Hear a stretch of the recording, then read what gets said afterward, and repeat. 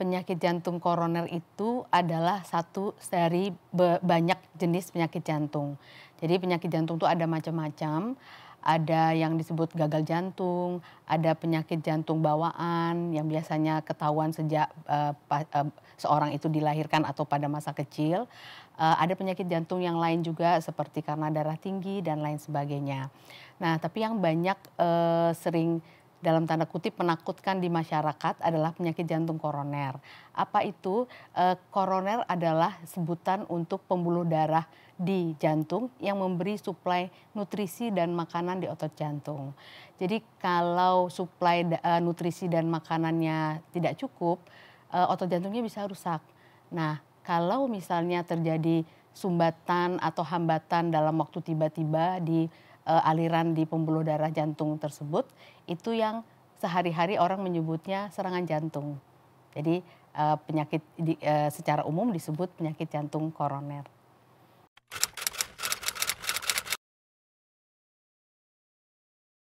Faktor risiko kalau dibagi secara umum ada dua. Jadi ada yang namanya traditional risk factor atau faktor risiko tradisional atau yang non modifiable, jadi nggak bisa diapa-apain, udah memang begitu. Yang satu lagi adalah non traditional risk factor, jadi masih bisa dimodifikasi, kita bisa melakukan sesuatu.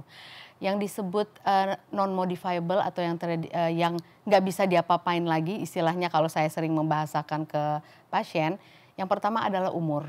Umur kan nggak bisa ditunda ya, jadi makin lama kan umur pasti akan bertambah.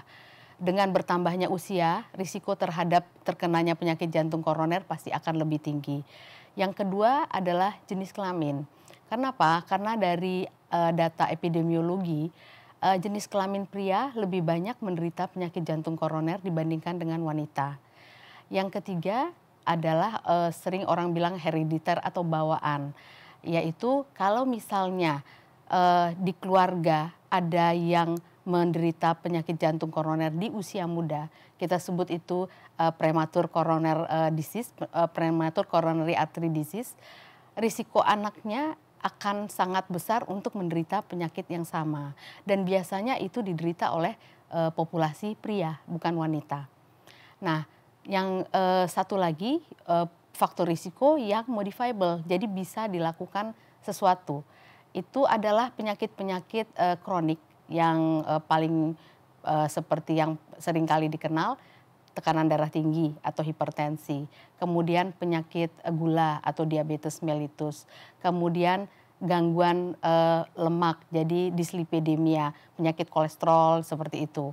Kemudian beberapa kondisi lain, jadi seperti hiperkoagulasi atau kekentalan darah, kemudian lifestyle yang paling banyak adalah merokok salah satunya. Kemudian yang berikutnya adalah kurangnya exercise, kurangnya olahraga. Itu adalah beberapa penyakit faktor-faktor risiko yang sering kita temukan pada pasien-pasien dengan penyakit jantung koroner. Nah, kalau ditanya mana yang paling berbahaya, sebetulnya bahayanya hampir sama. Dan yang kedua, seringkali seorang pasien yang menderita penyakit jantung koroner, mereka memiliki lebih dari satu faktor risiko. Jadi seringkali kami dokter menginfokan ke pasien, hati-hati Bapak Ibu, karena faktor risiko ini sering bersama teman-temannya dalam tanda kutip. Contoh, seorang yang hipertensi atau tekanan darah tinggi, seringkali dia juga menderita diabetes mellitus atau gula. Demikian juga sebaliknya. Kemudian seringkali bersama-sama juga gangguan kolesterol, jadi gangguan metabolisme lemak kita sebut. Nah, itu tidak jarang kita temukan sekaligus bersama-sama. Jadi agak sulit kalau ditanyakan mana yang paling berbahaya, karena semua sama risikonya. Jadi kalau ada seseorang dengan gangguan penyakit gula, misalnya diabetes mellitus, kita biasanya dokter akan mencari tahu seorang ini ada tekanan darah tingginya juga atau tidak. Karena secara patofisiologi kita sebut ya, dari perjalanan penyakit itu akan sangat mudah sekali untuk satu dan lain halnya saling sebagai sebab dan akibat.